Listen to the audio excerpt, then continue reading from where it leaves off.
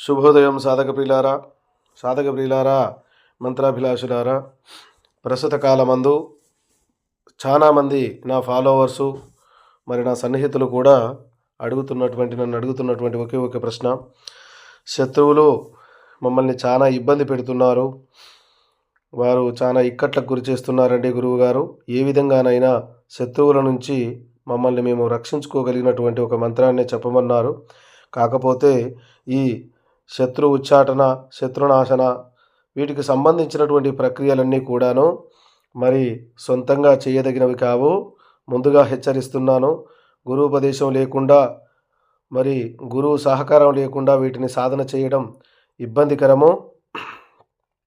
ఒకసారి మంత్రము: హ్రీం క్రోం రం రక్తకాళీయం అగ్నికాళీరుం రుద్రకాళీ శ్మశానకాళీ జం జ్వాలాకాళీ విశాలనేత్రి దుష్టసంహారీ మమ సర్వశత్రూన్ భంజయ భంజయ సర్వతంతూన్ స్తంభయ స్తంభయ సర్వదుష్టవ్యాఘ్ర సింహశలభ వల్లూక సర్ప వృచ్చికాది జంతూనాం బంధయ బంధయ హ్రీం సర్వగ్రహాన్ బంధయ బంధయ స్వాహ.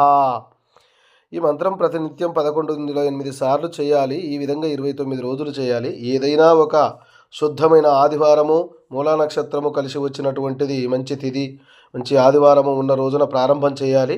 ఈ విధంగా ప్రారంభం చేస్తూ మరి అక్కడ ఏ విధమైనటువంటి విధానంలో కూర్చొని సాధన చేయాలి అనేటువంటిది సర్వమును ఇవి కొంచెం గుప్తంగా ఉంటాయి స్వామి, అన్యథా భావించకూడదు.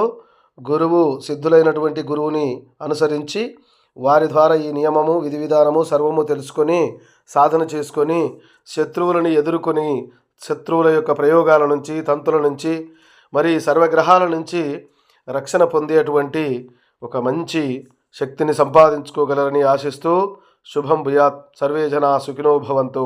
హరి ఓం.